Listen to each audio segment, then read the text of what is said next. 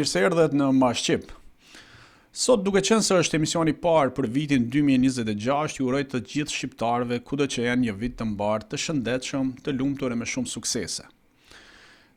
Sot duke qenë se po fillojmë edhe këtë sezon të ri, kam ftuar një njeri të letrave, një gazetar që për shumë ne, sidomos në Kosovë gjatë luftës, mezi prisnim orën 6 të mbrëmjes për dëgjuar zërin e Amerikës se çfarë do ndodhte me ne.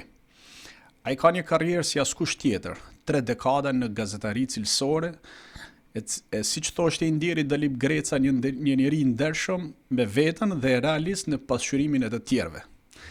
Por pavarësisht angazhimit të zërit Amerikës, atë nuk e pengoi të studiojë edhe momentet historike të shqiptarisë dhe personazhe të rëndësishëm të kombit shqiptar.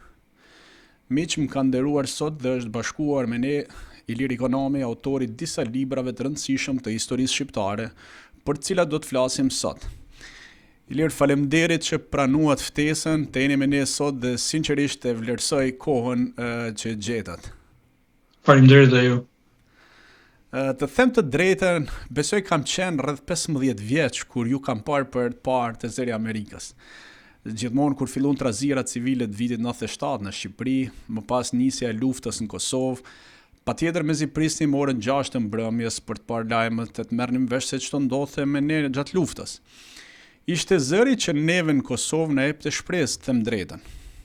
Dhe ja ku jemi, unë duke u munduar të bëj gazetari e ju të studioni personalitetet të rëndësishme të kombit tonë. Por para se të flasim për studimet dhe librat, do doja të kthesha pak në kohë, por shkurt, pa hy shumë, po themi me ato detajet e vjetra ose të kohës, por si ka qenë fëmiria jote në Shqipëri, shkolla e mesme, ku ke përfunduar dhe si ishte ajo kohë, për shkak se shumë pak njerëz e dinë. Po, unë kryesisht jam rritur në Berat, një qytet shumë i bukur, piktoresk, me kalan, me lumin, me lagjen Mangalem, ata që e njohin, një qytet shumë i bukur, por ne si fëmijë sigurisht nuk na bënte aq përshtypje. Na duket sikur gjithë qytetet në botë ishin të bukur si Berati, njësoj. Nuk kishte ndonjë ndryshim. Më vonë e kuptova pastaj që unë kisha kaluar fëmijërinë në një qytet shumë të bukur dhe ndoshta frymëzues. Edhe gjimnazin e bëra në Berat, edhe unë kam pas një fëmijëri të thjeshtë, të zakonshme, si gjithë të tjerët, lexoja shumë natyrisht. Në fakt në lagjen tonë të gjithë ne fëmijët ose të rinjt, adoleshentët lexonin, ishte diçka kështu e mirëqëndë, si thosh. Dhe babai im ishte njeri kulturuar, dinte shumë gjuhë të huaja, kishte një bibliotekë të pasur. Unë i shfletoja ato libra shpesh, megjithëse nuk i kuptoja të gjitha, se në atë kohë nuk kuptoja, nuk dija gjuhë të huaja. Por u rrita në një familje, si thosh, që ndikoi mjaft tek edukimi im. Edhe i mati insistonte gjithmonë që unë të studioja shumë, të lexoja shumë, të dija nga fusha të ndryshme. Ai ishte krenar, kur unë merrja nota të mira, kështu që kemi qenë në një familje që rrezatonte një farë, do thosha, kulture. Në fakt duke bërë, të them drejtën, se ne jemi taku bashkë disa herë, por nuk kam pas shumë mundësinë që të rrinim veçmas, të bënim bisedat gjata ndoshta edhe për librat e për jetën. Por ato që po shfletoja ishit njohësi shumë gjuhëve të huaja, që është e vërteta. Pas kit pas një dëshirë, po themi, të imponuar nga babai, besoj, duke qenë se ai njifte gjuhët e huaja. Po, është e vërtet.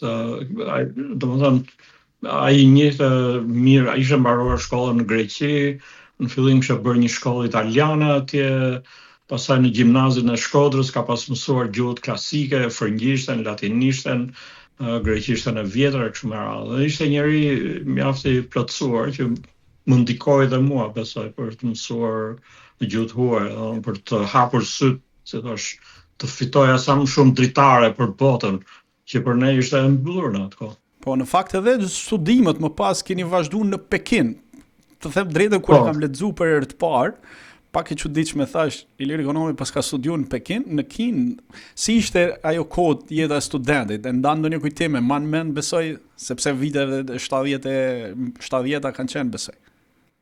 Po, unë shkova në Kinë kur ishte revolucioni kulturor, një marrëzi e madhe, po që nuk ndryshonte në fakt shumë dhe nga Shqipëria. Edhe ishte një tamam kohë revolucioni kur shkuam në Kinë. Unë shkova për studiuar gjuhën kineze, nuk e doja këtë sepse kisha qef inxhinierit, por kjo ishte dega e vetme që më dhanë, unë isha i fundit i kavallit, si thuash, edhe ma imponuan këtë deg, dhe unë e mora nga zori, jo nga dëshira.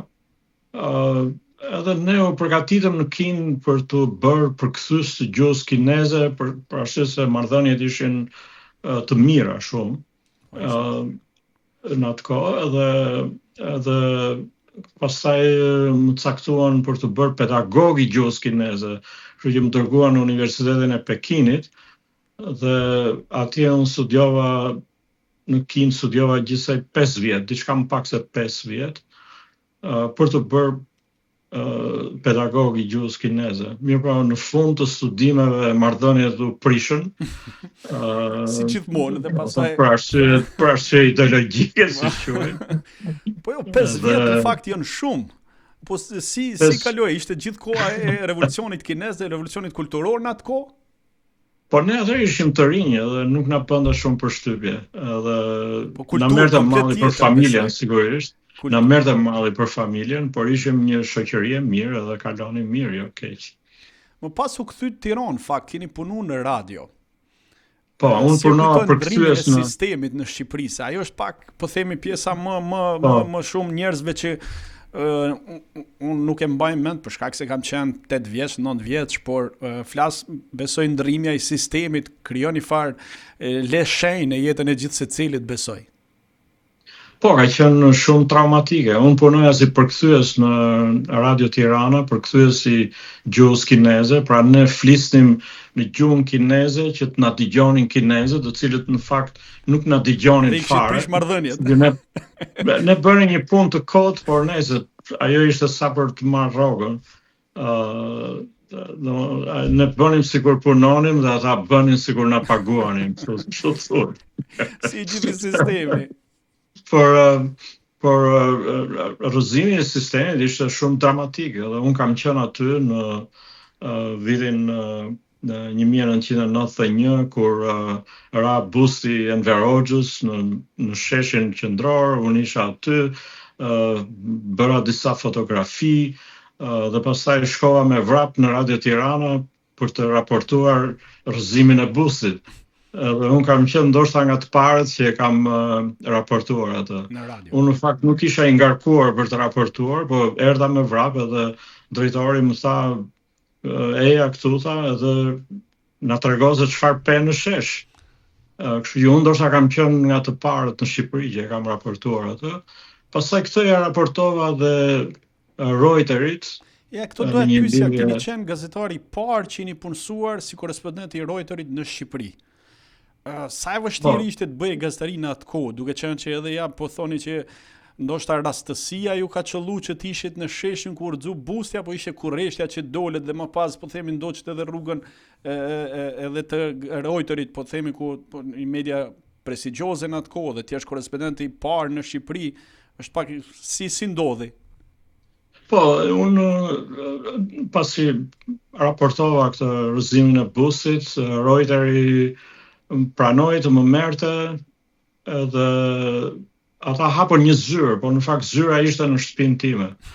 Edhe s'kishte zyrë tjetër, kisha një telefon dhe një kompjuter të vogël, kompjuter i thënqën se kishte një ekran fare të vogël. Ndoshta e kompjuteri i parë që ka një në Shqipëri. Ndër të parë, ishte laptopi i parë, jo kompjuteri, por laptopi i parë. Po s'kishte në një ekran të madh, një ekran fare të vogël, dhe aty unë transmetoja lajme. Në fakt Shqipëria ishte mbushur me lajme, kishte shumë lajme. Edhe unë për shembull jepja kishte raste 3-4 lajme në ditë, dhe ata i merrnin dhe i shpërndanin natyrisht në anglisht në të gjithë botën. Edhe kështu që emri im dilte për shembull në gazeta të rëndësishme, në New York Times, në Washington Post, Washington Times ka qenë, po unë nuk dija gjë fare, se ne ishim ende të izoluar. Mirë po një redaktor më tha një ditë që shiko se I kemi nxjerrë shkrimet e tua, kanë dalë këtu e aty. Ishte shumë punë interesante në fakt. Por pastaj nga viti 1990 ishte vështirë si rekrutimi si ndodhi apo thjesht si thua në momentin që Jo, ata thjesht më kontaktuan, se unë raportoj edhe për BBC-n në atë kohë. Ata më kontaktuan dhe më propozuan që të punoj për ta. Edhe unë pranova me njerë, ishte një ëndër për mua që të punoja për një agjenci kaq prestigjioze sa që ishte Reuteri. Që punova për Reuterin deri në shtator të 1992-shit, kur Zëri i Amerikës më propozoi që të më merrte në Amerikë, dhe kishin edhe unë pranova natyrisht. Puna më pëlqente në Shqipëri, por Shqipëria ishte shumë kaotike. Gjendja ishte vështirë, sa do vite e para. Po, unë edhe me banes nuk isha mirë, kështu që vendosa që të shkoja familjarisht. Po drejt Shtetet Bashkuara kur erdhët por direkt në seksionin e gjuhës shqipe të Zërit të Amerikës. A e kujton ditën e parë Ilir se kam përshtypje është një pashoku, unë vetë e pash po themi, jo pashoku, po e përjetova vetë kur erdha në 2017-ën. Pra, në momentin kur zbret në një vend dhe ti imagjinoj në vitet 92 që Amerika si mund të ishte menduar. Ndërkohë unë kur ka marrë, thjesht e mendonim në për filma sepse gjërat ishin të hapura, nuk është që kisha udhëtu. Por juve nga Shqipëria, kishit jetu në Pekin 5 vjet, po udhëtime tjera nuk besoj që kishit bërë brenda Evropës. Po ishte vërtet ishte një shok kulturor goxha I madh. Edhe po unë më shumë e kisha mendjen tek puna, se si do ta bëj punën, a do ta bëj dot apo jo.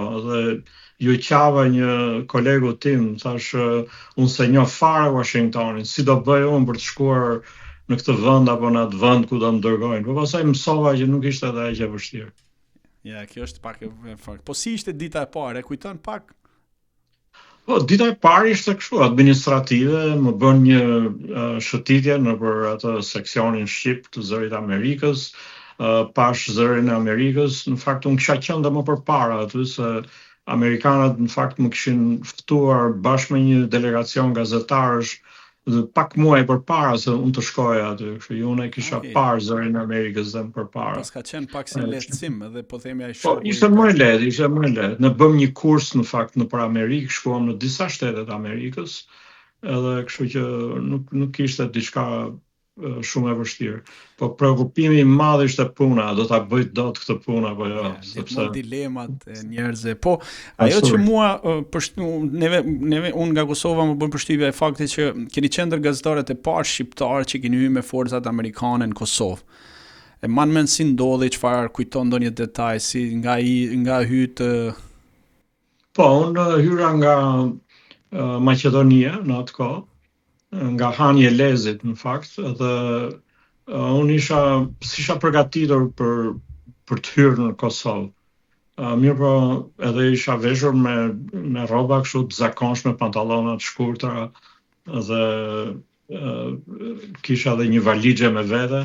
Mirë po në atë kohë u gjendën 2 gazetarë çuditërisht, të cilët kishin interes, ata kishin një makinë Lada të vogël, ata kishin interes që të më merrnin mua, ishin austriak, sepse unë dija shqip dhe mund t'i orientoja në për Kosovë, dhe thamë, pse mos bëhemi një grup prej 3 vetash dhe shkojmë bashkë, hyjmë bashkë në Kosovë.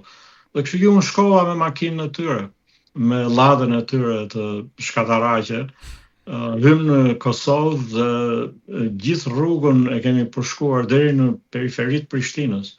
E kemi në ndjekje të trupave të NATO-s, e kemi përshkruar për 7-8 orë, pra ishte një rrugë shumë e gjatë, për arsye se autokolonat e NATO-s ndaleshin se kishin merakun e sniperëve që ishin në për të dy anët e Luginës.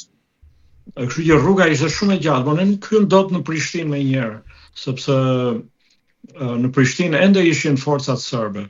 Dhe ne menduam se trupat e NATO-s tashmë kishin hyrë në Prishtinë dhe Prishtina ishte çliruar, kështu që ne vrapuam që të hynim në Prishtinë, ne të tre, pra unë dhe ata 2 gazetarët austriak, Mirë, por kur hym brenda në qytet, në pam që qyteti ishte plot me forca serbe dhe ishte me të vërtet shumë e rrezikshme.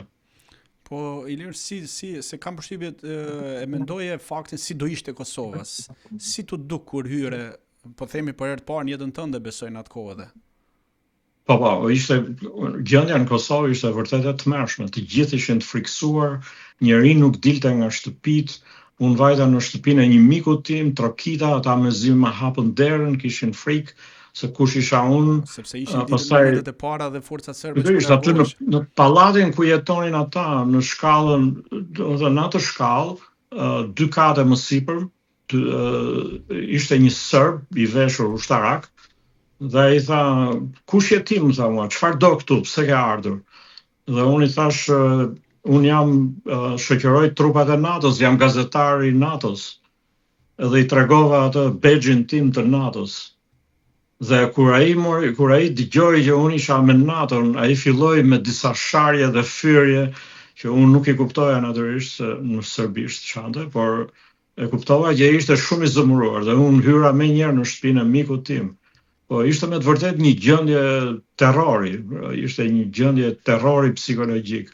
Askush nuk dilte dot nga shtëpia. Dhe aty atë natën e arritjes unë bëra raportimin e parë për zërin e Amerikës me një telefon satelitor. Ne ishim me fat që kishim një telefon satelitor me vete, nuk e kishim problem komunikimin, se linja telefonike ishin shumë të dobta, shumë të këqija. Ja, ka qenë një situatë, në fakt, ne kemi përjetu këtë pjesë në Shqipëri, në Kukës, po ajo ndjesia e rikthimit ngjallte një farë shpresë në fakt. Po, cili ka qenë momenti më i bukur gjatë punës tuaj të Zëri i Amerikës? Po, unë besoj se ky raportimi nga Kosova ka qenë për mua diçka historike, me të vërtet. Sepse kur ne hym në Kosovë, kudo që ndalonim, njerëzit na prisin me broritje, me lule, ishte një entuziazëm i jashtëzakonshëm, na përqafonin disa qanin. Pastaj një moment tjetër ishte kur ne për fat të keq zbuluam varre masive gjithandej. Në fillim në periferi të Prishtinës, pastaj diku në Pej, unë bile kam bërë disa fotografi të varreve, në pranë burgut të Dubravës, ku serbët kishin liruar të burgosurit për t'i lënë që të bombardoheshin nga trupat e NATO-s dhe thoshin që kishte patur shumë të vrarë. Pastaj dëgjonim historira horrori nga njerëz që kishin përjetuar ngjarje mjaft të rënda. Për shembull, një djalë më tregoi se si serbët i kishin rënë në rresht, edhe i kishin vrarë të gjithë. Edhe ai kishte bërë si i vdekur në fakt. Dhe ishte ngatruar me trupat e të tjerë, pasi kishin ikur serbët, ai kishte dalë nga këto trupat e kufomave dhe kishte shpëtuar. Ishte çuditshme se gjëra që kishin ndodhur, gjëra të padëgjuara, me vërtet. Ose pastaj pam shtëpi të djegura në Pej, pa fund, në Deçan. Edhe ishte edhe xhami të djegur kam parë dhe kam fotografuar. Ishin skena që unë nuk do t'i harroj kur. Po, mendon ndonjë intervista apo ngjarje që nuk do t'a harroni kur përveç të Kosovës në një personazh të cilin mendoni që keni veçani pak më ndryshe? Po kam bërë aq shumë, me thënë të drejtën, edhe besoj se kam intervistuar të gjithë udhëheqësit politik, po udhëheqësit politik nuk janë shumë interesant sepse flasin me fjalë të përgjithshme, po unë kam intervistuar shumë njerëz në komunitetin shqiptar, figura shumë interesante. Një nga këta ka qenë për shembull kinesi Sten Dragoti, që më ka impresionuar shumë me mënyrën se si ai e ruante atë shqiptarinë. Edhe ai kishte edhe një fotografi kur kishte dalë i vogël dhe kishte varur aty në mur. Tha një fotografi me rroba shqiptarçe, me një fustanell, po ishte fare i vogël në foto, 5 vjeç. Edhe tha, shikon këto vija, tha, ishin disa vija, si vija uji afër fotografisë. Edhe i tha shumë, po, çfarë janë këto? Tha, këto janë lotët e nënës time, dhe që më kujtonte edhe sot e kësaj dite, kjo më bëri përshtypje shumë. Sepse ne tha, ne tha kur ishim të vegjël, tha, nënat tona, tha, na vishnin me veshje popullore, tha, me fustanell, tha, që të mos e harronim atë dheun tonë, tha, kështu. Edhe kjo më bëri shumë përshtypje, se unë thash, shiko, dhe në atë kohë, thash unë, njerëzit, këta emigrantët, kishin shumë mall për atë dheun, edhe i vishnin fëmijët kështu shqiptar që kishin për krenari. Po, në fakt e vërtet është kjo, kjo është një ndjesi se të rritet pak më shumë ajo pjesa kur je këtu, e shoh edhe me fëmijët e tanë, me gjithë kjo histori ndodh, po unë e di Ilir që po të pyet për gazetari, me ty mund të përfundojmë 3 ditë duke folë 24 orë, besoj, se ke atë shumë histori se 3 dekada është shumë. Por para se të fillojmë të studimet dhe të librat, si e përjetut në mbylljen e shërbimit shqip të Zërit Amerikës? Po ishte diçka e trishtueshme në fakt. Unë kisha dalë në pension, kisha 4 vjet që kisha dalë në pension, më pak se 4 vjet, edhe prap më duk diçka shumë e trishtueshme. Dhe mënyra se si ndodhi me shpejtësi, pa ndonjë ceremoni, kjo ishte akoma për të ardhur më shumë për të ardhur keq në fakt. Por sigurisht që presidenti Trump kishte se thosh një mandat të fortë presidencial, ishte zgjedhur me vota, jo me patronazhistë, siç ndodh në Shqipëri, edhe me votë të lirë, kështu që ai kishte të drejtë bënte reforma dhe të shkurtonte njerëz. Natyrisht edhe peizazhi mediatik sot ka ndryshuar shumë, nuk është si më përpara, por ishte diçka e trishtueshme për mua. Ja, në fakt, sepse keni kaluar 3 dekada, thuaj se atje dhe është diçka. Po, 3 dekada, fiks 3 dekada. Që është e vështirë. Në fakt, ju veç gazetarisë fillut edhe studimet për personazhe të mëdha të kombit, por edhe ngjarje historike. Them drejtën, thash, ne do të flasim për 2 vëllimet për Nolin, që tashmë kanë parë dritën, por nuk mund t'i anashkaloj botimet e tjera historike për të cilat po të flasim veç e veç, nuk do na dalin disa emisione që është e vërteta, sepse kanë histori të madhe brenda saj. Por diçka përmbledhse do të pyes për librin Pavarësia, udhëtimi i parushëm Ismail Qemali, çfarë solli ndryshe për lexuesit? Po, aty e ndryshme besoj se është koncepti, pra unë aty marr një segment të jetës së Ismail Qemalit, 26 ditët më të rëndësishme të jetës tij, nëse do ta përkuzonim kështu, sepse ai u nis nga Stambolli në 2 nëntor të vitit 1912 dhe përfundoi në Vlorë në 28 nëntor duke shpallur pavarësinë atë ditë. Pra janë 26 ditë, një udhëtim me të vërtetë i paharruar, jo vetëm për Ismail Qemalin, por për të gjithë shqiptarët. Edhe unë mendova se ky udhëtim nuk ka qenë përshkruar me aq hollësi. Mendova se kishte shumë rëndësi që të thuheshin detajet e këtij udhëtimi, me kohë takua, pse shkoi, pse u nis, ku shkoi në fillim, edhe vështirësitë e udhëtimit dhe të gjitha këto. Kështu që kështu lindi ky libër, në fakt. Edhe mu desh të shkoja në për shumë arkiva, të shfletoja arkivin austriak, që kishte një bollëk dokumentash, arkivi italian, gjithashtu kishte gazeta të ndryshme të kohës që me të vërtetë ishin shumë të rëndësishme, sepse jo çdo gjë e gjen nëpër arkiva. Edhe një intervistë azëm që Ismail Qemali i ka dhënë një gazetë ka vlerë të madhe historike. Për shembull nga gazeta Neue Freie Presse Austrisë, unë mësova se për herë të parë Ismail Qemali ka përdorur fjalën pavarësi në vitin 8 nëntor 1912, në datën 8 nëntor, më fal, të vitit 1912. Deri atëherë flitej vetëm për autonomi. Dhe kur ai shkoi në atje në Vjenë, gazetat vieneze ishin mbushur me fjalën pavarësi. Pra shqiptarët duhet të shpallin pavarësinë, nuk ka më autonomi. Ja, kjo ishte për shembull një gjetje që unë nuk e kisha parë në asnjë vend tjetër. Edhe kishte shumë detaje të tilla që ti mund t'i gjesh për shembull në arkiva, sigurisht është më mirë, po edhe gazetat kanë rëndësinë atyre. Unë diskutova edhe pak më herët, ka të bëjë edhe mënyra se si e sjell në libër. Duke qenë që është në mënyrë gazetareske dhe mënyra të shkruarit shumë konciz, them drejtën të bën që të lidhesh pas librit. Por më pas them botut librin tjetër, po përsëri historik, Pushtimi, ku flitet për pushtimin e Shqipërisë nga fashistët italianë dhe largimin e zogut. Çfarë mund gjejnë lexuesit tjetër përveç atyre të cilët historianët në Shqipëri, them drejtën, i kanë servirur, sepse dihet më që zogun e kishin bërë një tradhtarin e madh. Po problemi është këtu që natyrisht ka shumë shqiptarë kanë shkruar, shumë historianë shqiptarë kanë shkruar për historinë e pushtimit, kanë shkruar italian, pastaj kanë shkruar evropian të tjerë, po nga amerikanët rrallë dëgjoje të kishte dikush kishte thënë diçka, dikush me autoritet.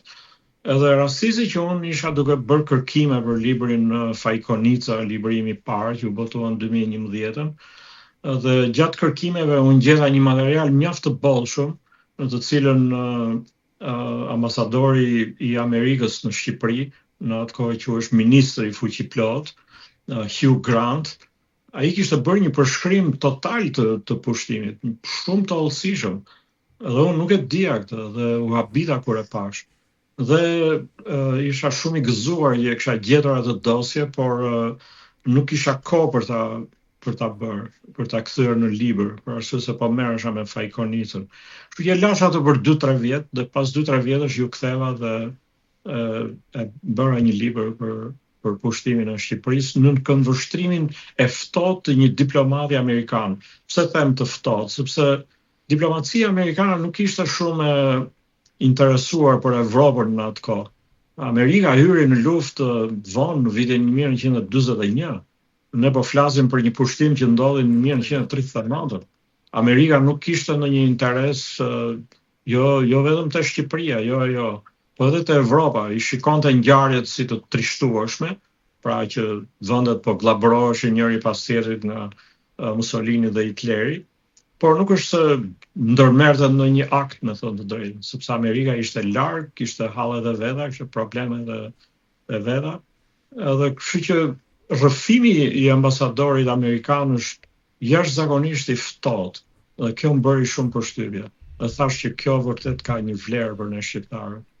Patjetër, në fakt, them drejtën, ajo që për mua, po themi, më ndryshoi po të kuptimin për një personazh, është libri Esat Pashtoptani, Njeriu lufta e pushtetit. Them drejtën, ka pas edhe shumë debate që vazhdojnë edhe sot për rolin e Esat Toptanit në Shqipëri pas komunizmit, sepse komunizmi na kishte mësuar se ai ishte tradhtari, kaq. Ju sollet diçka ndryshe në fakt. Biles kjo nuk i pëlqeu edhe disa historianëve të kohës komunizmit, të cilët patën debate her pas herme.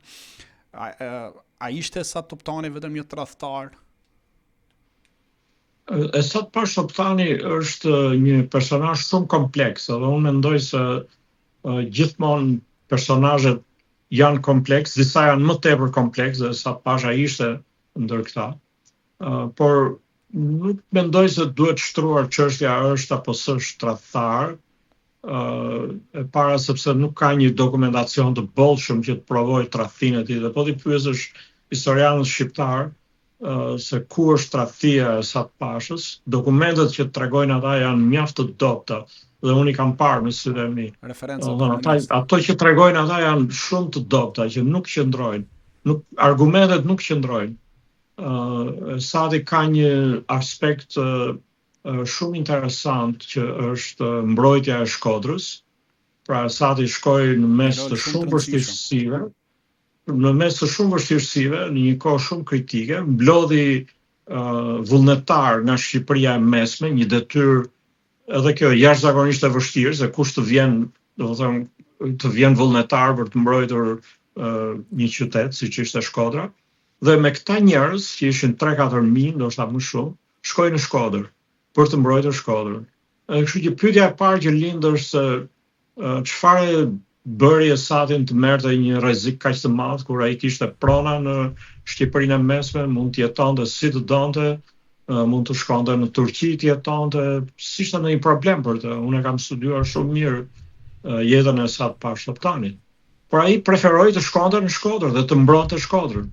Njerëzit e quajnë këtë, nuk di si ta them, por kur Esat Pasha e mbrojti Shkodrën për 6 muaj rresht, pastaj u detyruai që t'ja lëshonte malazezëve për arsye se ushqimet kishin mbaruar, njerëzit po vuanin nga I kishin uria. gjitha shtigjet e Jo ushqimit. jo vetëm aq, po problemi më i madh që nuk parathuhet ishte se vullnetarët e tij ishin gati të revoltoheshin, të rebeloheshin quhet në ushtri. Pra, imagjinoni një ushtri që rebelohet kundër komandantëve të tyre, kaos. Një kaos tjetër. Edhe prandaj mendoj se nuk ka qenë e lehtë dhe ai u detyrua që ta dorëzoj Shkodrën. Ky dorëzim është një nga ato që njerëzit e quajnë ose disa historianë e quajnë tradhtia e Esadit. Pra ky e mbron për 6 muaj dhe tani kur e lëshon e quajnë tradhtar. Do të thonë kjo nuk shkon mendoj, nuk ka asnjë logjik. Në fakt, si mendon Lir, a mendon se historia në Shqipëri është deformuar nga sistemi apo është shkruar sipas interesave të kohës? E them këtë për shkak se e kam ndjek një debat mes juve dhe profesor Pascal Milos, e keni qenë i ftuar në studion në ti dhe në fakt keni qenë një debat dhe rast që e kam ndjer dhe me ngritje zëri. Po, thonë, le të themi kështu që në atë kohë disa pikpamje nuk lejoheshin, ishte pa lejueshme. Edhe kështu që historianët kanë shkruar nën presion.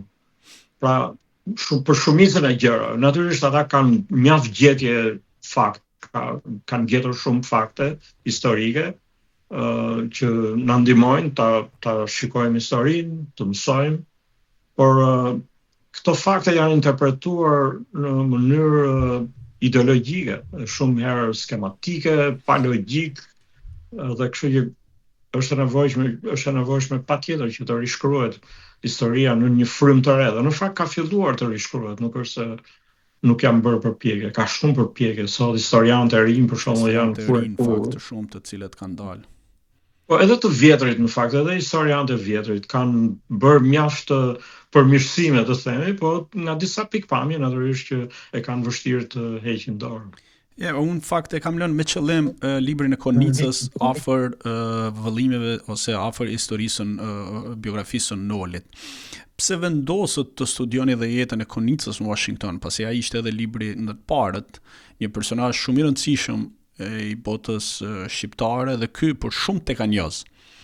Çfarë gjetët në atë kohë diçka që publiku nuk e njihte? Po, jeta e Konicës në Washington ka qenë shumë interesante, po pak e studiuar.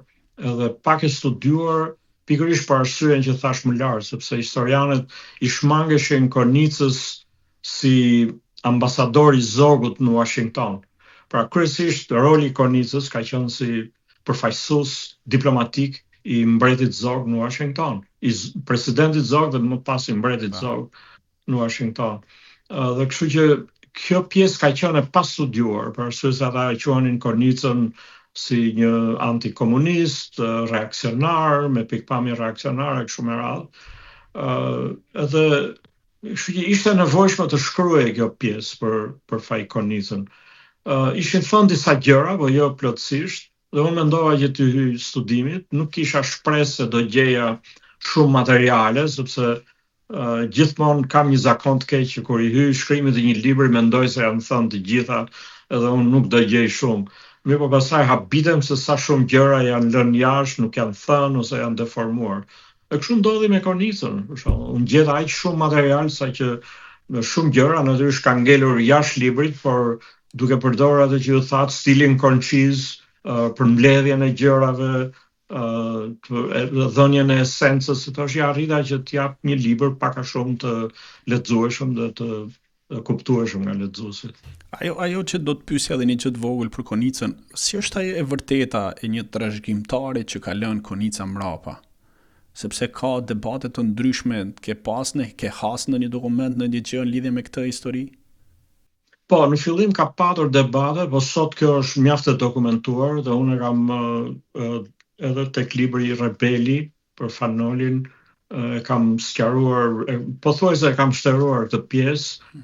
Konica kishte një marrëdhënie jashtë martese me një grua që quhet Sophie Hugon në Bruxelles, dhe ata kishin një djalë jashtë martese, i cili më vonë në vitin 1921, kur Fanoli u bë ministër i jashtëm i Shqipërisë, më falni, në vitin 1922, ka qenë, kur u bë ministër i jashtëm, Fanoli ndojti ministër i jashtëm vetëm pak muaj, dha dorëheqjen në mars, pra nga janari në mars.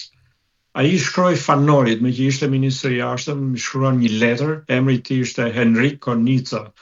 Edhe nga po ai emri i tij nuk ishte thjesht Henrik Konica, po brenda emrit kishte edhe disa fjalë të tjera, disa emra të tjerë.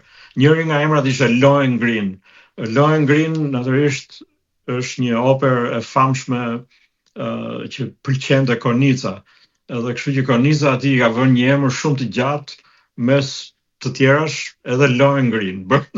Disa emra. Edhe jo vetëm aq, po pas Lohengrin vinte edhe një emër tjetër, Shishko. Shishko dihet që ka qenë mbiemri i familjes Konica ose Llagapi, siç e themi ne. Kështu që nuk kishte asnjë lloj dyshimi që ky ishte djali i Konicës. Edhe ai lutej Nolit. Lohengrin Shishka Konica. Po, Lohengrin Shishko Konica. Kanë ndonjë thënë se unë të them drejtën nuk kam arrit ajo pjesa ku e sqaruar te libri Rebeli, sepse thash unë jam akoma në fillim. Po kanë një sqarim se ku është, kur kanë mbel, ku ka përfunduar trashëgimtari. Jo, për ato jo, nuk besoj se dihet gjë, por ky njeri i shkruan atë letër, i shkruan Nolit një letër që të gjej baban tim, thoshte jam në kërkim të babait tim. Edhe letra gjendet në arkivin e Nolit. Gjithashtu edhe dikush nga komuniteti shqiptar i Brukselit ishte interesuar dhe ai më dha të gjitha të dhënat ku i kishin gjetur këto adresat, ku jetonin, të gjitha me radhë në policinë e Brukselit, kështu me radhë. Policia interesohesh për Fajkonicën që kishte marrëdhënie me këtë gruan, kështu me radhë.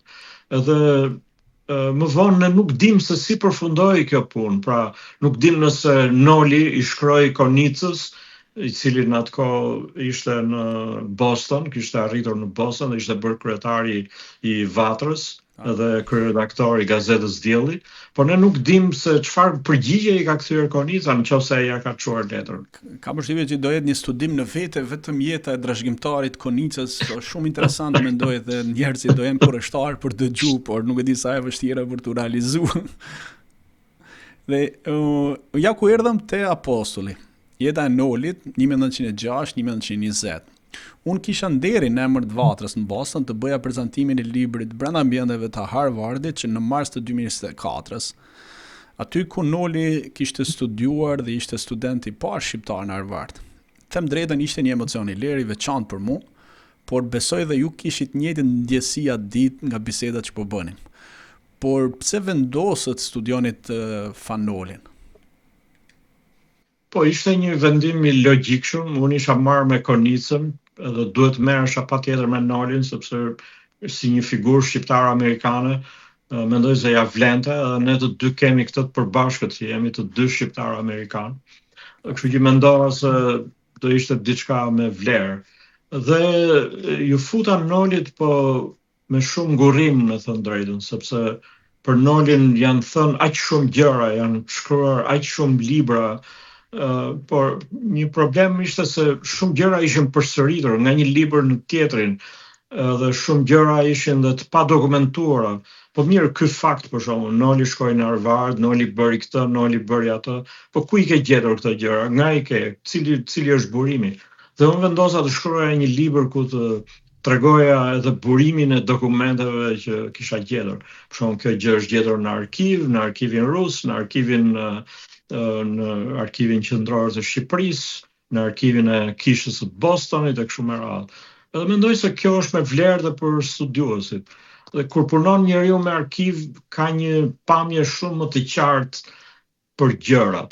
Për shembull, është një rast kur Noli hyn në një problem kështu korrupsioni, e akuzojnë për korrupsion, u bë problem me shqiptarëve të Amerikës, kjo gjë dhe duhet sqaruar. Noli ishte shumë i nxehur dhe donte të shlyen, të pastronte atë emrin e tij të mirë. Dhe më në fund rezultoi që grekët i kishin punuar një lloj intrige, po një rreng dhe ai shpëton nga kjo dhe Konica del me një deklaratë në gazetën Dielli. Kjo është e vitit 1910, imagjino, 120 vjet përpara. Del me një 115 vjet, del me një deklaratë ku thotë që Noli i përngjan atyre priftërinjve të rilindjes italiane, thotë. Dhe njerëzit e citojnë këtë citim të Noli, e përmendin këtë citat, e përmendin të Konicës, e përmendin her pas here, por nuk e kanë kontekstin, përse Konica duhet ta thoshte këtë në atë kohë, pikërisht në atë kohë. Dhe qëllimi i Konicës ishte për të treguar që ja Noli doli faqebardh nga ky hetim që u bë, dhe ne duhet ta përgëzojmë të gjithë. Dhe i bënte një lavdërim, pra një kompliment. Se që të ralla në fakt, se mes Konicës dhe Noli gjithmonë ka pas ato kontradiktat e mëdha. Por Noli bëri shumë gjëra për Shqipërinë, edhe për ne në Boston, që vazhdon trashëgimia e tij sot, përveç se ishte student i parë i Harvardit, ai themeloi Kishën Shqipe në 1908, ngriti gazetën Dielli bashkë me personazhe të rëndësishëm të komunitetit shqiptar. Krijuan Federatën Panshqiptare Vatra, e shumë shkrime, përkthime, letra, po çfarë rëndësie kishte për Nolin më shumë dhe Kisha edhe për shqiptarët gjithmonë në Boston? Po, Kisha ishte shumë e rëndësishme, sepse Noli e shikonte atë si një pikë grumbullimi të shqiptarisë, pavarësisht nëse ishin të krishterë apo musliman. Edhe ka dhe anekdota, bile dhe Konica tregon një anekdotë se si Nolin e mbronin muslimanët në një rast kur ai shkon në një nga këto qytetat tuaja të Bostonit. Ata shqiptarët kishin frikë se mos dikush mund t'i bënte në një rreng ose ta vriste apo ku e di unë. Edhe kështu që një grup muslimanësh dolën në stacionin e trenit për ta mbrojtur Nolin, për ta pritur, për ta shoqëruar. Kështu që qëllimi ishte që të grumullonte komunitetin shqiptar, po edhe një qëllim tjetër ishte që ta kulturonte këtë komunitet, të jepte më shumë kulturë. Kështu që gjërat pastaj erdhën njëra pas tjetrës. Në fillim u krijua gazeta Kombi nga Sotir Peci, ku Noli ishte një prej redaktorëve, dhe kjo pati rëndësi shumë të madhe kulturore për shqiptarët, të cilët nuk dinin çfarë ishte gazeta, në kuptimin që ç'na duhet në gazeta. Ne duam të ham, thoshin ata, nuk kemi hallin e gazetës. Ti thua hajde abonohuni në gazetë. Dhe kisha nda mendje do të pyesja në vëllimin e parë, ke botuar disa pasazhe të letrave të Nolit që i dërgonte në Egjipt, që edhe sot më bën përshtypje se janë thuajse të njëjtat raste, si përplasjet mes shqiptarëve apo dhe shfryrjen për komunitetin, ku fliste për abonimet me gazetën Dielli, sidomos në rastin kur kishte ikë në New Hampshire dhe në momentin që po kthehej apo përplasjet me Konicën, pra kishte një farë shfryrje në ato letra që ti lexosh. Dhe unë them, kur kam lexuar pjesën librin e parë, unë punoja në ndrimin e dytë të punës dhe të them drejtën, mezi prisja të mbaroja turnin me punën si thua, dhe kur shkoj në shtëpi filloj të lexoja, se para se të flet gjumë lexoj ndonjë shpesh dhe mezi prisja të vazhdoj aty ku i kisha lënë, aq shumë më tërhoqi, sidomos këto pasazhet e bukura të shfryrjeve të Nolit her pas here. Po, në një rast për shembull ai nga marazi që njerëzit nuk abonoheshin në gazetën Kombi, Sotir Peci e dërgonte që të mblidhte abonime, po njerëzit nuk abonoheshin. Edhe ky thoshte nuk di ç'të bëj tani, mora një gotë konjak, thoshte që shkova në një bar, mora një gotë konjak që të shfryja atë zëmërimin, por nuk më mjaftonte. Më duhesh thoshte drog, më duhesh kështu. Diçka e fortë, thoshte. Edhe përmendte këtë fjalën. Ja, kjo është vërtet. Po edhe për rastet për shembull kur është hetuar nga FBI, ju e theksoni në libër që është kallëzuar po nga shqiptar dhe FBI e kishte në vëzhgim ose në përgjim për disa kohë. Po, edhe kjo është interesante në fakt. Ka një dokumentacion të bollshëm për këtë gjë që tani mund ta gjesh lehtë edhe në internet në fakt. Nuk është shumë jo gjithmonë është i qartë dokumentacioni, është i ngatruar pak me data, me gjëra, unë mund u përpoqja ta deshifroj, se unë jam si një lloj arkeologu që përpiqem të zbuloj, të mbledh sobza dhe të ngjis ato bashkë. Edhe kështu që unë zgjidha këtë puzzle-in e kësaj çështje së përgjimeve. Dhe çështja kishte qenë që nuk ishte FBI që kishte filluar këtë gjë, por ishin italianët. Zogu ky Noli ishte kundër protektoratit italian mbi Shqipërinë dhe fliste keq për italianët, dhe italianët në Amerikë, ambasadori italian, kishte iniciuar këtë përgjim të Nolit. Pra i kishte thënë FBI që ky njeri duhet përgjuar. Dhe kështu kishte ndodhur. Në fakt edhe ajo e bukur është edhe përplasjet e Nolit me Kristofloqin, me Konicën. Po, sigurisht shqiptarët e kanë atë natyrën e rrëmbyer, gjaknxetësinë, zihen ndonjëherë për gjëra jo parimore, gjëra të vogla. Po, siç ka qenë atëherë është dhe sot, besoj nuk ka ndonjë ndryshim, sepse njerëzit nuk ndryshojnë kaq shpejt. Këto janë disa që duken ndonjëherë si vogëlsira, apo shkaktojnë probleme që rriten pastaj edhe zgjerohen dhe prishin shumë punë. Po kjo ka qenë karakteristik mes shqiptarëve gjithmonë. Natyrisht unë nuk e di se si janë ballkanësit e tjerë, po besoj se edhe ata kanë kështu probleme të këtij lloji. Në fakt e kam te pjesa e librit Apostoli, ku theksuat edhe një vend që në mbledhjet e Vatrës kishin thirrë punojës policie të ruante te dera. Domethënë deri në atë pikë kishin arrit. Pra që mendoj që ndonjëherë fatkeqësisht po përsëriten edhe këto gjëra mes shqiptarësh historikisht, kjo gjë fatkeqësisht është e keqe, po. Kjo është e vërteta që kur i lexon edhe ato të asoj kohë se çfarë ka ndodhur, dhe ato se çfarë ndodhin herë tani themi kemi ngec akoma me orë. Në këtë kuptim edhe unë mendoj këtë gjë që sapo ju thatë, kur shkruaj për këto gjëra, ta zëm që ata morën një polic për të nxjerrë jashtë një shqiptar të papindur që nuk i bindej rregullave të Vatrës e kështu me radhë. E mendoj këtë gjë, them që gjërat nuk kanë ndryshuar aq shumë sa mendojmë ne, megjithëse ka kaluar 100 vjet. Për shembull, dikush kishte vjedhur atë vulën e Vatrës dhe nuk e lëshonte, për shembull, dhe këta nuk shkruanin dot, nuk firmosin dot ato proces verbalet, gjëra që ndodhin në ditët tona, është e çuditshme. Kjo është vërtet fakt. Kjo është pak e fatkeqësisht e vërtet. Por edhe vëllimi i dytë, Rebeli, pse Rebeli, dhe të them drejtën është një vëllim për një periudhë shumë të shkurtër kohor, 4 vite, por shumë i ngjeshur dhe më shumë informacion që trajton Nolin si politikan, drejtues shteti, reformator, por që vizionet e tij, e thoni edhe vetë demokratike, e thoni në libër, mbetën në letër, pasi nuk i realizoi.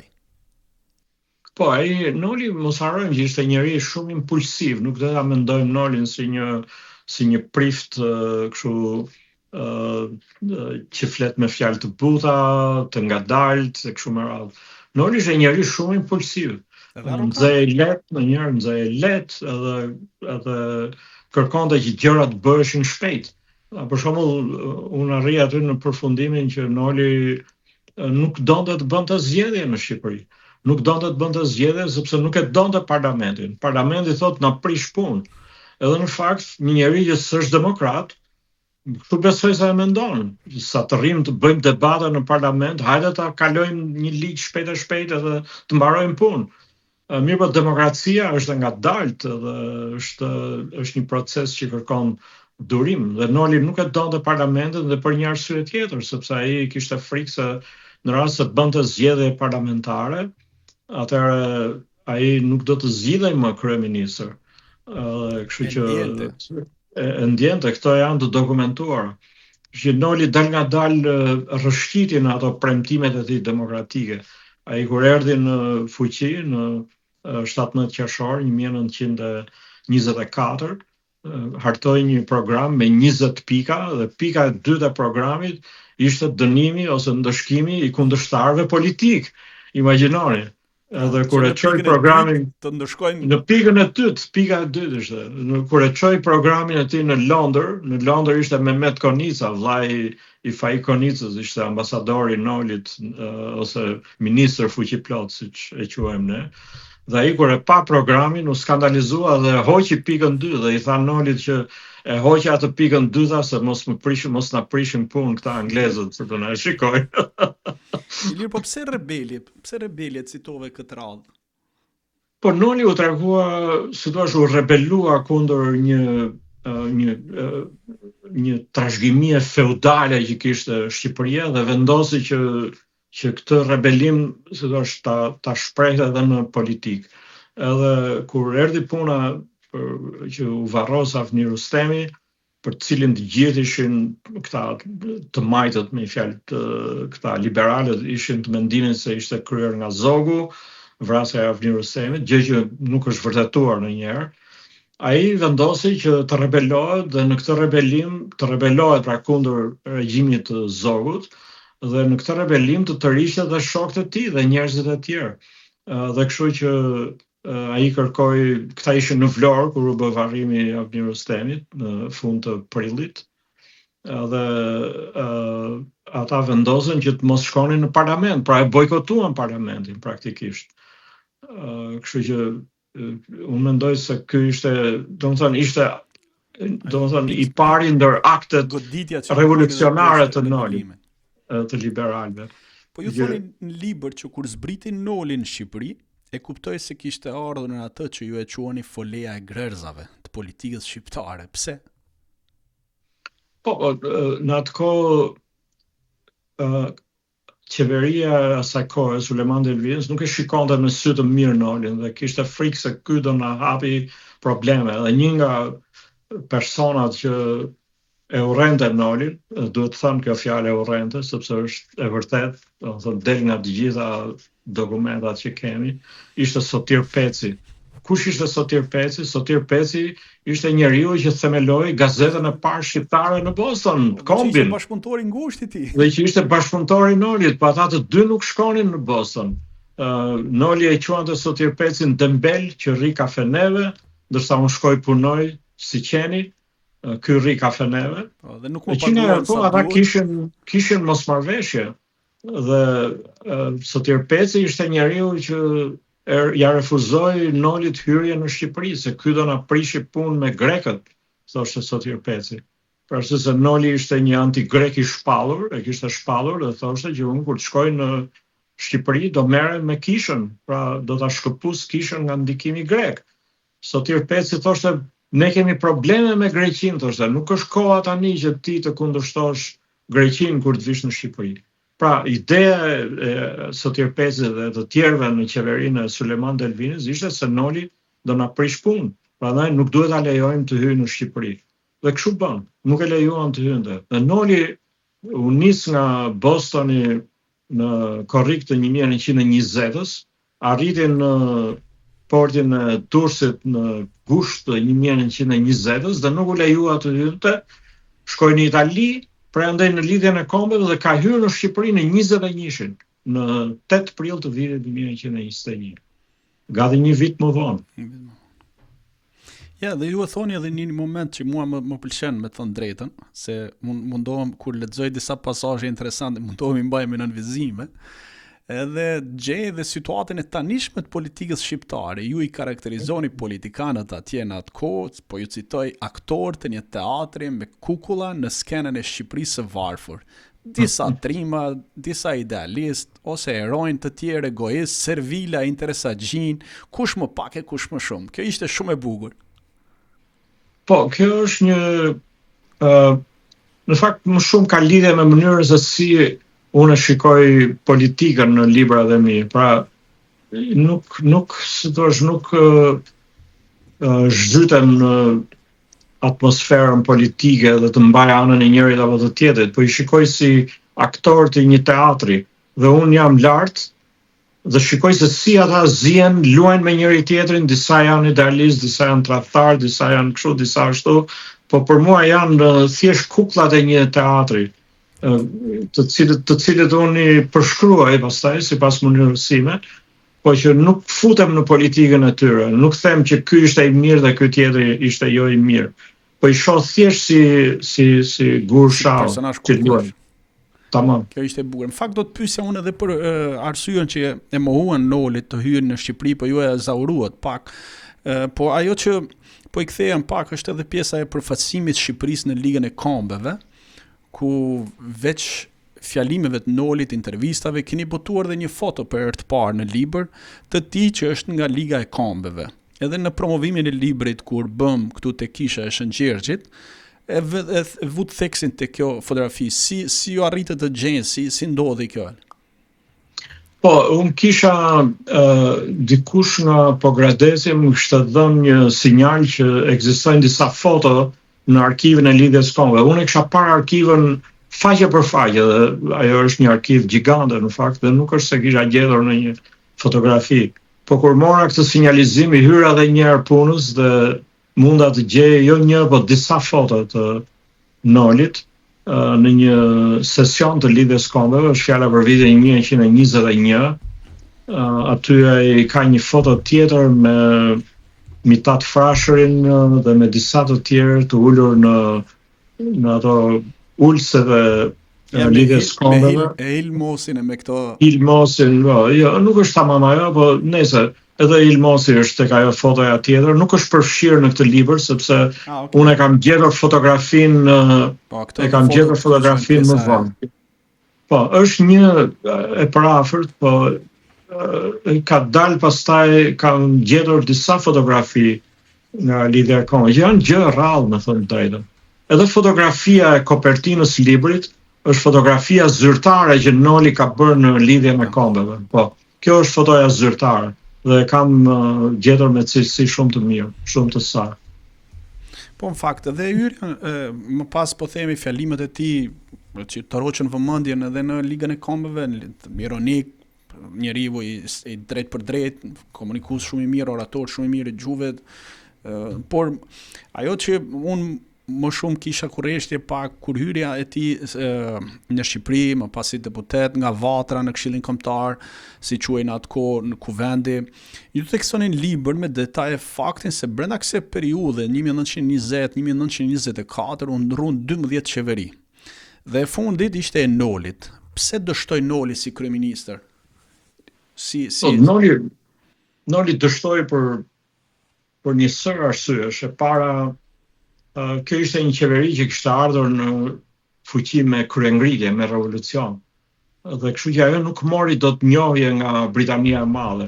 Nuk duhet të harrojmë që atëherë Britania ishte fuqia kryesore.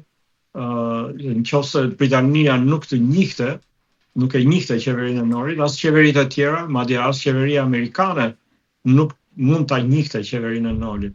Dhe Noli menjëherë u ankua pranë kryeministrit britanik MacDonald, duke i thënë që juve nuk na njihni sepse ambasadori juaj në Shqipëri, i ngarkuari, ai përfaqësuesi juaj diplomatik në Shqipëri, që ishte Harry Ayres, ai nuk më do mua. Edhe prandaj ai bën raporte të shtrembëruara për gjendjen në Shqipëri. Dhe ai na sabotoi këtë revolucionin ton. Dhe MacDonaldi tha që ta merrte letrën mbrapsht. I tha nuk mund të fyesh ti përfaqësuesin ton diplomatik, kjo është e gabuar. Kështu që Noli në mënyrë artificiale i acaroi marrëdhëniet me Britaninë. Po britanikët ishin kryesorët që vendosin që qeveria e Nolit nuk duhet i njihej.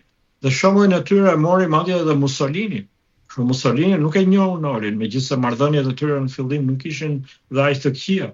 Madje para revolucionit, para kryengritjes, Noli i shkruan një letër Mussolinit, domethënë tërthorazi, me anë të Carlo Durazzo, si ishte i ngarkuari në punë, dhe ishte përfaqësuesi i Italisë në Durrës.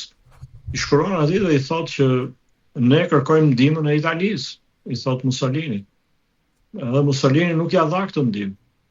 Kështu që Noli nuk u njoh as nga Britania, Franca ishte në mëdyshje, Amerika nuk e njoh dhe gjeti një formulë të mesme, Italia nuk e njoh natyrisht, dhe as Greqia nuk e njoh, megjithëse historianët e komunizmit thonë që po e njoh, po unë kam një dokument që ta vërtetoj këtë. Kështu që Noli ngeli pa njohje dhe kjo kishte shumë rëndësi.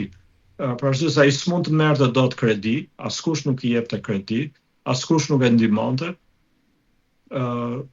Plus Noli ndoqi disa politika, unë e përmenda atë. Një nga gjërat e para që bëri ishte ndëshkimi i kundërshtarëve politik shumë e gabuar kjo. gjë shumë e gabuar. Edhe gjëra të tjera pastaj që ato programin e tij demokratik nuk arriti ta vërë në jetë. Reformën agrare nuk e vuri dot në jetë. Reformën agrare dhe sikur të donte ta bënte, ai nuk mund ta bënte dot sepse e para s'kishte kohë. Dhe e dyta, shqiptarët ishin shumë konservator. Kush guxonte ti merrte tokën një beu ose një çifligari. Hajde ja merrje tokën atij. Imagjino sikur ai të kthehej përsëri. Qa do ndodhe me fshatarin e shkret? Të gjithë armatosët gjithë bejlerët kishin edhe njerë armatosët në kohë. Ja ai nuk arriti ta realizoj këtë. Nga fundi fare u vendos pasaj që hajde do ta bëjmë reformën agrare, por ti mund të bësh reformë agrare, por ti s'ke parlament. Me dekret do ta bësh reformën agrare? Është e pamundur. Edhe kështu që Noli dështoi në disa fronte, mendoj unë. Ideja ishte e mirë, hajtë vendosim demokracinë, ta bëjmë si në Amerikë, të shpërndajmë tokat bujqve, të luftojmë varfërinë e kështu me radhë. Po ishin ide që s'mund të realizoheshin dot në Shqipërinë asaj kohe. Mos në ato vitet që ishin varfëri ekstreme, bejlerët e gjitha problemet tjera që kishin. Po një dërguar I lidhjes së kombeve për shembull, thoshte që Shqipëria nuk ka nevojë për revolucione, gjërat duhet bëhen në mënyrë graduale, jo revolucion. Po, vërtet. Po dhe gjatë kësaj periudhe, ai pata edhe këto problemet e dorëzimit të tij si peshkop. Flas këto në Amerikë nuk po e pranonin, nuk donin rusët që ta bënin peshkop, dhe ju dorëzua në peshkop nga kisha shqiptare. Dhe kush e dorëzoi në Shqipëri në atë kohë dhe nga kush varej kisha shqiptare asaj kohë? Po në atë kohë kisha shqiptare varej nga patrikana e Stambollit, nga Fanari, siç I thon, dhe Fanari u mbajt një kongres autoqefalie në Berat në vitin 1922, ku Noli nuk mori pjesë, sepse qeveria e këshilloi, Zogu e këshilloi që të mos merrte pjesë për të mos I ngatruar punët me grekët. Dhe aty, sepse dije që Noli ishte shumë aktiv pro-grek në atë kohë, anti-grek, më fal. Kështu që Zogu, që ishte ministri I brendshëm, I kërkoi Nolit që të mos përzihej në kongresin e autoqefalisë Beratit. U shpall autoqefalia dhe I dërguan një letër patrikanës së Stambollit që të jepte konfirmimin që ta aprovonte këtë autoqefali që u shpall. Patrikana natyrisht hezitoi, ata dërguan një delegacion në Stamboll për të takuar në Konstantinopol, për të takuar me Patrikun, Miletius e të tjerët, dhe ata nuk e aprovuan. Dhe Patriku dërgon një njeri, një peshkop që quhet Jerotheu, e dërgon në Shqipëri. Jerotheu nuk e dëgjoi Patrikun dhe aprovoi autoqefalin. Pastaj shkon një peshkop tjetër që ishte Kisi, peshkopi Kristofor Kisi. Dhe kështu që u bën dy peshkop, të cilët mund të shpallin dhe një peshkop të tretë. Kishin të drejtë, u krijuan një gjysmë sinodi, do themi, një sinod jo I plot, I kishës, dhe ata vendosën që të shpallin Fanolin peshkop, sepse Fanoli insistonte natyrisht, dhe në fakt e meritonte se ishte njëri kleriku më I ngritur I Shqipërisë në atë kohë. Jerotheu dhe Kisi shpallën Nolin peshkop dhe emëruan si mitropolitan të Durrësit, që përfshinte edhe Tiranën. Kështu ishte historia. Ajo paradoksi I famshëm që Noli ishte anti-grek. Patriarkana e Stambollit në një farë mënyrë quhej atëherë Fanari I grek dhe në përfundimisht u bë peshkop, po nga dy peshkop të cilët vinin nga Patriarkana e Stambollit. Që vinin nga Patriarkana, po ata me sa duket e thyen besën e Patriarkanës, nuk e dëgjuan Patriarkanën sepse të dy ishin shqiptar. Për shembull Jerotheu ishte nga Përmeti, ndërsa Kisi ishte nga Kalaja e Beratit. Që të dy këta vendosën që ta bëjnë Nolin peshkop. Edhe pse ishin, po themi në hijen e Patriarkanës Stambollit. Po vërtet, po ata disa mendojnë se ata tradhtuan idenë e Patrikut. Në fakt Patriku Miletius në atë kohë ishte në një gjendje shumë të vështirë sepse Turqia po dëbonte nga Stambolli. ai autoriteti i tij kishte rënë shumë dhe ndoshta nga kjo përfituan ta dy Shfrytzuan këtë Peskov. moment, si thua. E shfrytzuan këtë Vetë dhe Noli e bën ka Nolin pranuar Peskov këtë fakt në që 1923. vetë Noli ka lënë ndonjë ndërshkrim për këtë periudhë në fakt sepse fakti që u bë peshkop nga dy peshkop shqiptar të cilët ishin varësi të patriarkanës Stambollit.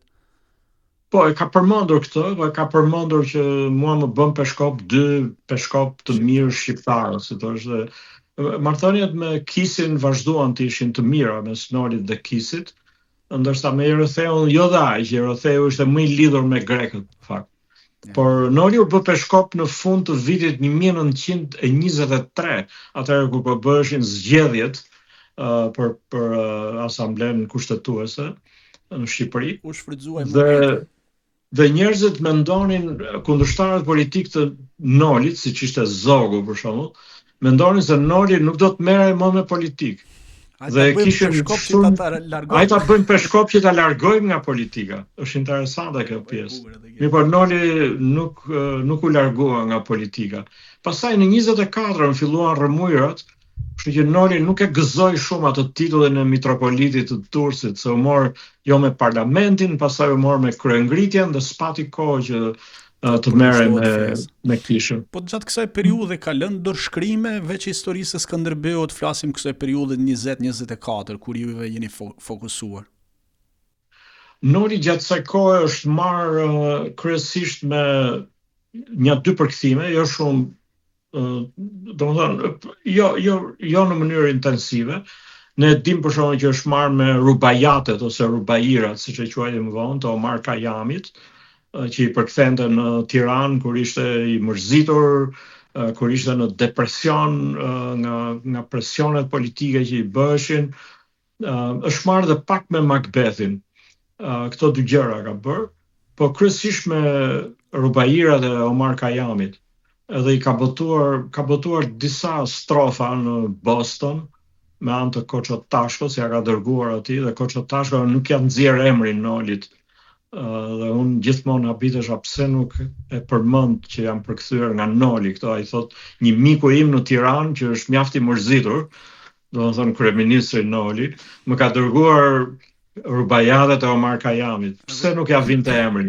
Sepse në rubajatet Omar Khayyami flet për femra, për qefe, për verë, për kështu gjërash. Nuk i shkonte një peshkop i ortodoks. Dhe prandaj Noli për të shpëtuar nga kjo, po ai e përqente shumë Omar Khayyami. Bile i ka thënë një diplomat anglez, unë e citoj në libër aty, që Omar Khayyami është sekreti i jetës.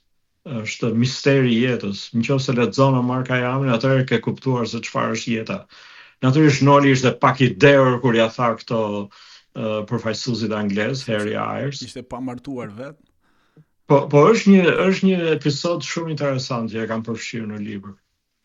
Është edhe e bukur ajo në librin e parë në fakt ku i shkruante letër që kërkonte nga komuniteti që t'i gjenin një grua, një vajzë që të martohej në fakt. Edhe kjo ndoshta edhe këtë kohë ka ndikuar, po themi edhe këto librat e Omar Khayyamit, poezitë e tij. Noli ishte liberal në natyrë, në fakt, dhe këtë karakter e ruajti deri në fund të jetës. Ishte liberal apo ishte i majtë? Ishte më shumë si Po e majta është tjetër gjë, po them liberal në kuptimin jo dogmatik, nuk ishte dogmatik. Jo, po në aspektin e bindjeve politike, çfarë ke konstatuar më shumë që ishte anonte nga e majta apo konservatorë? Po sigurisht ishte i majtë. Noli sigurisht ishte i majtë, ai kishte simpati për Bashkimin Sovjetik. Ashtu si që edhe shumë intelektual të tjerë, në Evropë kishte disa intelektual të njohur që kishin simpati për Bashkimin Sovjetik. Edhe një nga argumentet ishte që kapitalizmi është zhytur në një kaos të madh. Kush do na shpëtoj? Atëherë ndoshta kjo ekonomia e planifikuar sovjetike mund të jetë çelësi i suksesit, mund ta shpëtojë zgjidhja. Edhe E vërtet fakt është, po te libri flisni edhe për ikjen e Nolit nga Shqipëria dhe para se të vinte në SBA. Çfarë ndodhi me të në gjatë kohës që qëndroi në Gjermani, mos gabohem, apo në Austri? Po Noli në fillim qëndroi në Austri, pastaj shkoi në Berlin. Në Berlin ndëjti rreth një vit, po ky ishte një vit shumë produktiv, sepse aty ai ka shkruar, ka bërë shqiprimet kryesore të jetës së tij, që ishte Hamleti, përfundoi Macbethin, Jul Qesarin, shkroi disa vepra të disa zonja Ingra e Ostrotit, përfundoi Rubajirat, në fillim nxori një Rubajatet të Omar Khayyamit, një libër në 1926 me 101 strofa, pastaj vendosi ta përmirësoj atë, shkoi në Paris, mblodhi material, e përfundoi, quajti Rubajirat, që doli në vitin 1927. Pra ka qenë një periudhë shumë intensive në kuptimin e krijimtarisë të shqipërimeve.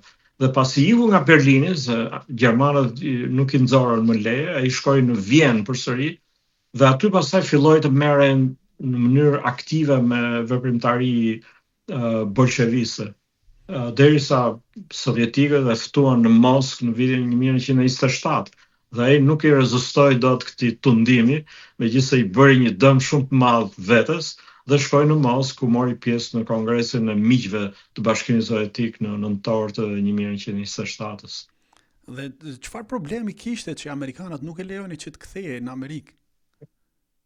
Po, kjo ka qenë një problem i madh. Në fillim në fillim të vitit 1926 aplikoi për vizë në New York, në konsullatën shqiptare të New Yorkut.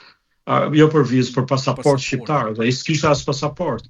Dhe ata ja nxorën një pasaport, por mbasi zogu e mori vesh që Noli ishte dhënë pasaport, dhe ai tani e kishte atë famën, emrin si bolshevik, zogu vendosi që t'i anuloj pasaportën, kështu që ai s'kishte më pasaport. Kur ishte në Vjenë, ai mori një lloj pasaporte për të huaj, që quhej, dhe përgjithsisht për evropianët perëndimorë nuk ishte e vështirë që me këtë lloj pasaporte të udhtonin në Amerikë, po duhesh një vizë amerikane. Dhe amerikanët refuzuan t'ia nxjerrin vizën. Kështu që Noli ngeli pa vizë deri në vitin 1930. Pra, u detyrua që të qëndronte në Evropën perëndimore, kryesisht në Gjermani, sepse amerikanët nuk i nxjerrin vizën. Dhe për të marrë vizën amerikane, ai mobilizoi gjithë shokët e tij të Harvardit, gjithë ata njerëzit e Harvardit, të cilët tash ishin në pozita të rëndësishme në Amerikë. Njëri ishte një president kolegji, një tjetër ishte bërë, Wigglesworth ishte bërë congressman në Washington, disa njerëz të tillë të rëndësishëm. I mobilizoi gjithë ata, jo vetëm aq, po mobilizoi dhe kryepeshkopin që e kishte bërë Nolin Prift në vitin 1908, Platonin. Edhe Platoni famshëm ndërhyri ke autoritetet amerikane në departament shtetit që Noli të jepej viza, dhe më në fund ja dhanë vizën në vitin 1930. Por i dhanë një vizë përkohshme. Kështu që ai për të hyrë 6 muaj, Noli kërkoi zgjatje, ja bën 9 muaj, po pastaj duhet ikte dhe ikën, kthehet përsëri në Hamburg, atje ku rrinte. Erdhi edhe një herë tjetër në 31-shin, dhe përsëri u kthye se i përfundoi viza 6 mujore.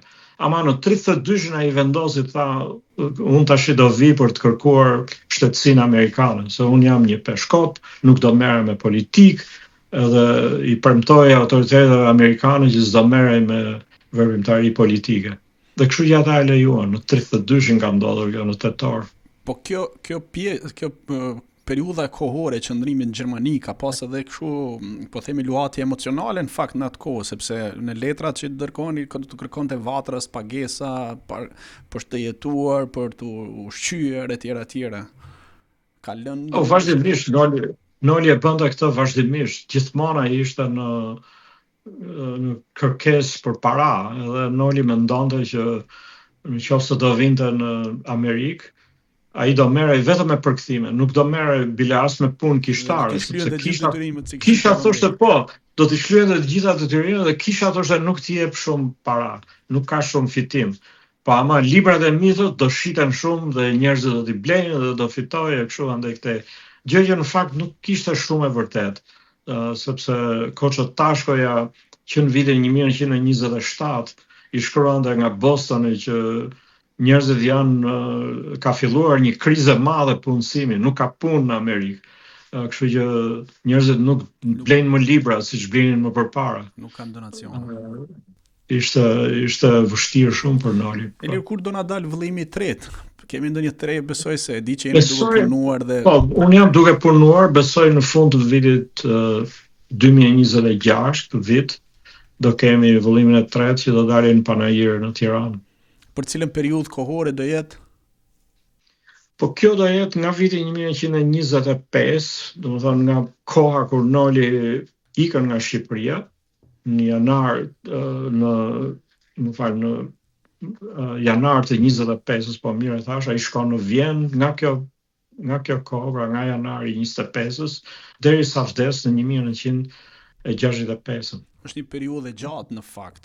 Është e gjatë, po janë pak ngjarje kryesore. Unë nuk do flas me hollësi për nuk do hyj në përsëritje. Janë thënë fakt.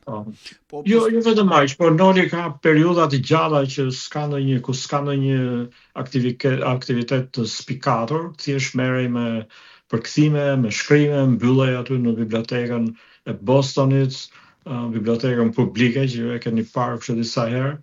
Edhe aty studionte, dhe shtëpinë e kishte afër, nuk kishte ndonjë kështu vizibilitet të madh.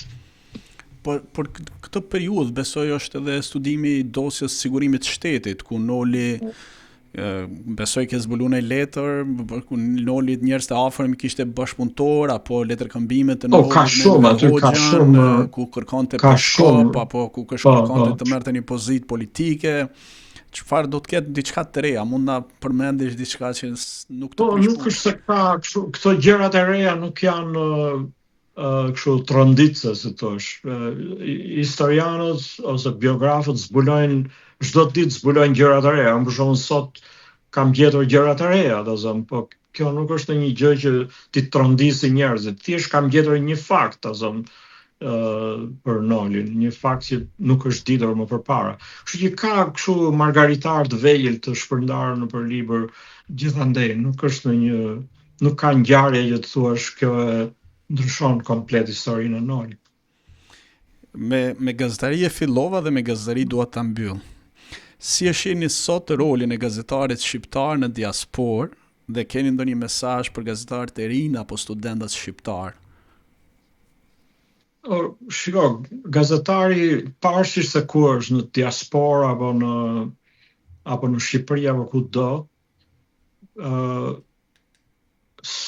do të thonë sot kjo gazetari është ndërkombëtarizuar shumë, mendoj unë. Edhe gazetarët kudo që janë kanë të gjitha burimet, të gjitha informacionet.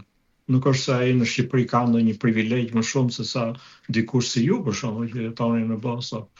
Por unë mendoj se ajo që duhet ta karakterizojë gazetarin është e para njëri të jetë i ndershëm me veten e vet, i ndershëm me lexuesit, sepse sot ka një fushë të madhe spekulimi. Ti mund të spekulosh, sot ka dhe deep fakes, ka dhe lloj-lloj gjërash që mund të bësh me kompjuter dhe mund t'i çorientosh lexuesit. Mendoj se gjëra më e mirë që mund të bëj një gazetar është të jetë i ndershëm me lexuesin, ta ketë këtë si thua si një cilësi të punës së tij, ta mbaj parasysh vazhdimisht. Kjo është kryesorja, mendoj, por nuk ka rëndësi nëse janë diaspora apo në Shqipëri. Ilir Ikonomi, faleminderit për kohën. E uroj që të gjeni kohë të vini në Boston e të flasim për vëllimin e tretë këtu brenda në studio, në fakt. Patjetër, me kënaqësi. Faleminderit dhe ju. Faleminderit që gjetët kohën, uroj që të takohemi shumë shpejt. Faleminderit. Miq, këtu erdhi fundi edhe këtij episodi me një koleg të nderuar dhe ikon tek gazetarisë. Bashkë shihemi në episodin e radhës. Deri atëherë faleminderit që na ndiqni dhe mos harroni subscribe në YouTube dhe rrjetet sociale. Dhe më e rëndësishme na lexoni në mashqip.com për lajmet e fundit nga Shqipëria, Kosova, Shtetet e Bashkuara dhe normalisht nga diaspora. Mirëmbëjtje dhe faleminderit.